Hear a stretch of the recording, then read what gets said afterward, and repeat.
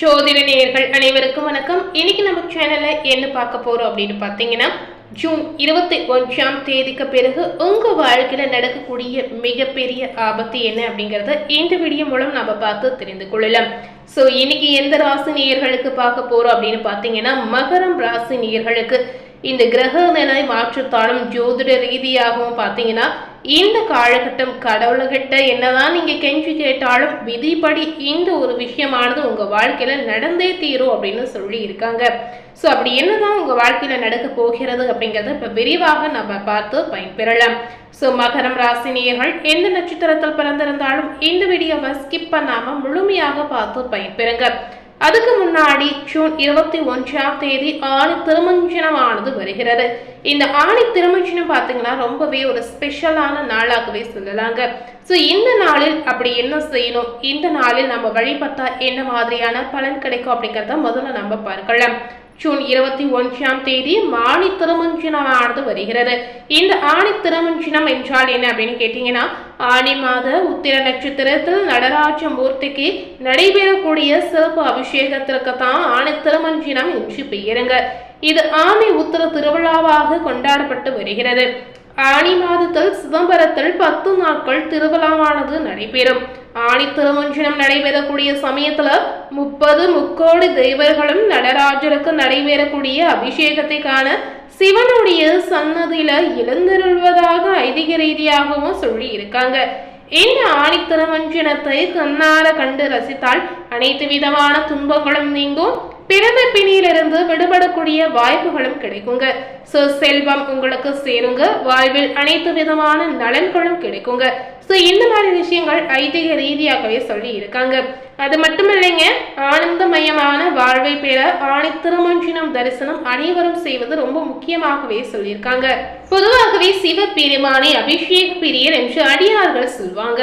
அக்னி ஸ்வரூபமாக விளங்கக்கூடிய சிவபெருமானுக்கு பலவிதமான பொருட்களால் அபிஷேகம் செய்தால் அவரது மனம் மகிழும் என்பது நம்பிக்கைங்க. சிவன் கோவில்களில் இருக்கக்கூடிய மூலவரான சிவரூப திருமேனிக்கு நாள்தோறும் அபிஷேகமானது நடைபெறும். 16 முதல் 32 அபிஷேகங்கள் செய்வாங்க. ஆனா சிவனுக்கு செய்யப்படக்கூடிய அபிஷேகங்கள் 24 நிமிடங்கள் மட்டுமே நடத்தப்பட வேண்டும் என்பது விதியாகவே சொல்லி இருக்காங்க. அதே சமயம்தான் சிவபெருமானின் ரூபங்களில் ஒன்றான நடராஜ மூர்த்திக்கு வருடத்தில் 6 முறை மட்டுமே அபிஷேகம் செய்வாங்க. இந்த அபிஷேகங்களை மகா அபிஷேகம் என்று சொல்வதுண்டு. இந்த அபிஷேகம் தான் கிட்டத்தட்ட 3 மணி நேரம் வரை செய்வார்களாம். அது மட்டும் இல்லைங்க, இந்த 6 அபிஷேகங்களை கண்டு நடராஜரை தரிசித்து வழிபடக்கூடிய நேயர்களுக்கு பாவங்கள் நீங்கிடும், நினைத்தது நடக்கும் அப்படின்னு உறுதியாகவே சொல்லியிருக்காங்க.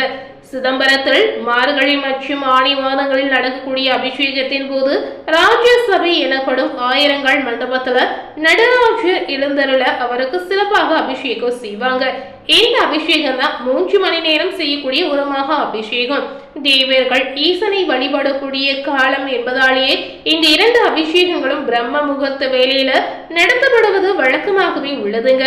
அபிஷேகத்தை தரிசிப்பவரின் பாவங்கள் அனைத்தும் நீங்கி சிவனின் திருவருள் முழுவதுமாக கிடைக்குங்க. ஸோ சிவனுடைய அருள் முழுவதுமாக கிடைக்கணும் அப்படின்னு ஆசைப்படக்கூடிய நேயர்கள் இந்த ஒரு விஷயத்தை செய்திருங்க. வேண்டிய வரங்கள் கிடைக்கணும் அப்படின்னு ஆசைப்பட்டீங்கன்னா இந்த நாளில் நடராஜருடைய அபிஷேகத்தை கண்டு கண்டிப்பா இந்த மாதிரி பலனை நீங்க பெறலாங்க.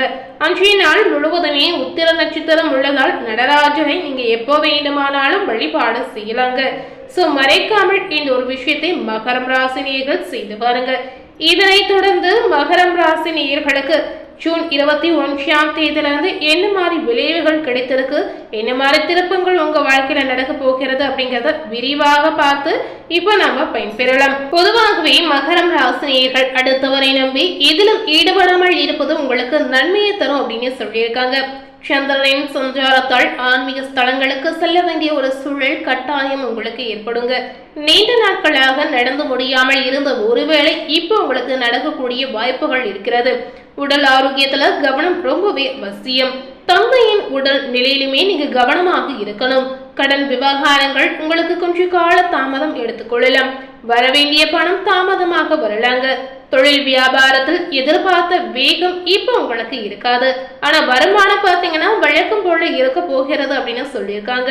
உத்தியோகஸ்தாரர்களுக்கு பாத்தீங்கன்னா கவனமாக பணி செய்வது ஒரு வகையில நல்லதுங்க. குடும்பத்தில் இருப்பவர்களையும் வாழ்க்கை துணையையும் அனுசரித்து செல்வது உங்களுக்கு நன்மையை ஏற்படுத்தும். பெண்களுக்கு பாத்தீங்கன்னா நீண்ட நாட்களாக இழுபறியாக இருந்த ஒரு வேலை இந்த காலகட்டத்தில் உங்களுக்கு நல்லபடியா நடந்து முடியக்கூடிய ஒரு வாய்ப்பு இருக்கிறது. சோ ரொம்ப நாளா ஒரு விஷயம் நீங்க செய்தே ஆகணும் அப்படின்னு முடிவு செய்து வைத்திருப்பீங்க. சோ அந்த விஷயத்துல பாத்தீங்கன்னா நீங்க செய்யக்கூடிய ஒவ்வொரு நேரத்திலும் ஏதாவது ஒரு தடை தாமதம் இந்த மாதிரி ஏற்பட்டு இருந்திருக்கலாம். ஆனா அந்த விஷயம் செய்யக்கூடிய ஒரு நேரமாக இந்த காலகட்டம் உங்களுக்கு அமையலாங்க. அது மட்டும் இல்லைங்க, மகரம் ராசியில இருக்கக்கூடிய கலைத்துறையை சேர்ந்தவர்களுக்கு வாய்ப்புகள் அதிகரிக்கக்கூடிய ஒரு சிறப்பான காலகட்டமாக இருக்க போகிறது. அரசியல் துறையினர்களுக்கு லாபங்கள் ஏற்படும். மாணவர்களுக்கு கல்வியில கூடுதல் கவனம் செலுத்தி பாடங்களை படிப்பது ரொம்ப ரொம்ப முக்கியமாகவே சொல்லியிருக்காங்க. சோ மாணவர்களுக்கு இந்த காலகட்டத்தில் பெரிய அளவுல எந்தவித பாதிப்பும் ஏற்படாது. இந்த காலகட்டம் மகரம் ராசி நேயர்களுக்கு மற்றவர்களுடன் பகை ஏற்படக்கூடிய வாய்ப்பு இருப்பதால் கொஞ்சம் எச்சரிக்கையாக செயல்படுங்க. முடங்கி கிடந்த காரியங்கள் அனைத்துமே வேகம் பிடிக்க ஆரம்பிக்கும். நெருக்கடியான நேரத்துல உறவினர்கள் நண்பர்கள் உங்களுக்கு கை கொடுக்கலாங்க. மனதில் இருந்து வந்த சஞ்சல மனநிலையில ஏதாவது ஒரு மாற்றம் இப்ப உங்களுக்கு ஏற்படும். சுக்கிரனுடைய சஞ்சாரத்தால் தர்ம சிந்தனை உங்களுக்கு உண்டாகும். பண நெருக்கடி குறையக்கூடிய வாய்ப்புகள் இருக்கிறது. எதிர்பார்த்த உதவி உங்களுக்கு தேடி வரும். இந்த காலகட்டம் தொழில் வியாபாரத்தை பார்க்கும் பொழுது உங்களுக்கு சீராக நடக்குங்க. பழைய பாக்கிகள் வசூல் செய்வதில் வேகம் அதிகரிக்கும். புதிய ஆர்டர் கிடைப்பதில் ஏற்பட்ட சிக்கல்கள் தீரலாம்.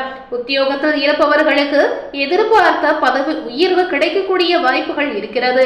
சக ஊழியர்களின் ஒத்துழைப்பால் பணிகளை சிறப்பாக செய்து முடிப்பீங்க.